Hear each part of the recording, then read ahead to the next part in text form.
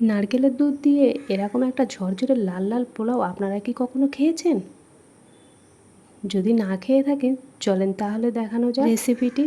আসসালামু আলাইকুম ভিউয়ার্স, কেমন আছেন সবাই? আশা করি সবাই ভালো আছেন।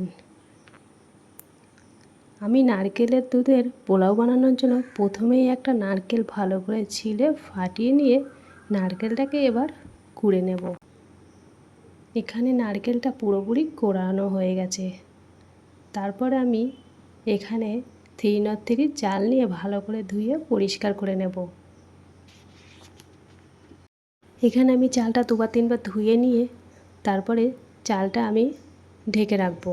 আচ্ছা, আমি এখানে আপনাদেরকে আরেকটা কথা বলি, এখানে 3 চালের পরিবর্তে আপনারা অন্য চালও নিতে পারেন।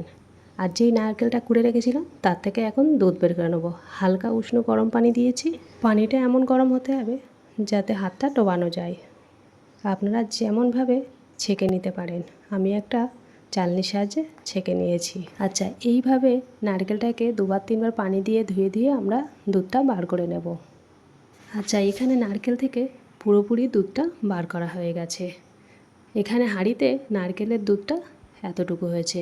এর মধ্যে আমি এবার পানি মিশিয়ে দেব। অল্প একটু পানি আবার না মেশালে ভাতটা ভালোভাবে হবে না। চাল অনুযায়ী আপনারা পানি মেশাবেন।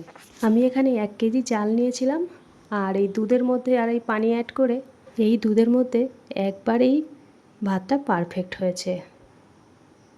আর আপনাদের যদি পানিটা বুঝতে না পারেন, আপনারা পাশে পানিটা একটু ওভেনে ফুটিয়ে রেখে দেবেন, তাহলে পরবর্তীকালে একটু কম মনে হলে দিতে সুবিধা হবে। আচ্ছা, এখানে দুধের মধ্যে আমি দিয়ে দিয়েছি অল্প পরিমাণে চিনি আর লবণ, তারপরে তেজপাতা দিয়েছি, এলাচ, লং, দারচিনি। আর দুধটা ফুটে উঠলেই আমি দিয়ে দেবো ভেজানো চাল।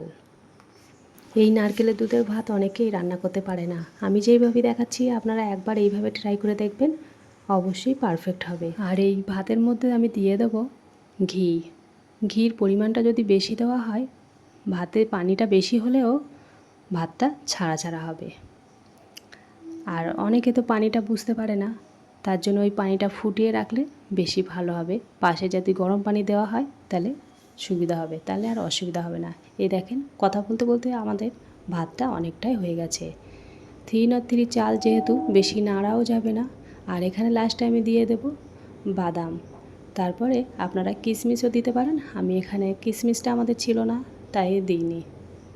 এখানে ভাতটা পুরোপুরি আমার তৈরি হয়ে গেছে। তারপরে আমি লাস্টে কালার ফুড দিয়ে দেবো।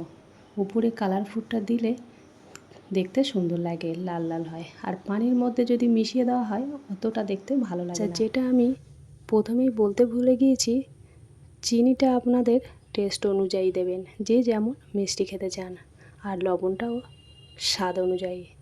তারপরে এখানে আমি সবই অল্প অল্প দিয়েছি, ঘি, চিনি। আমরা মিষ্টিটা কম খাই তাই কম দিয়েছি, আর ঘির পরিমাণটাও কম দিয়েছি যেহেতু কম খাওয়া হয়। আপনারা চাইলে বেশি বেশি করে দিতে পারেন, তাহলে মিষ্টিটা বাড়বে। আর এখানে দেখেন পোলাওটা একদমই ঝরঝরে হয়েছে। আর এই ভাতের সঙ্গে একটু ভাজা জিনিস হলে বেশি ভালো হয়, তাই জন্য আলু ভাজা, পটল ভাজা, আর এখানে স্যালাড ছিল, পেঁয়াজ ছিল, আর এখানে চিকেন কষা। কেমন হয়েছে রেসিপিটি অবশ্যই কমেন্ট করে জানাবেন, আর লাইক সাবস্ক্রাইব করবেন। আল্লাহ হাফেজ।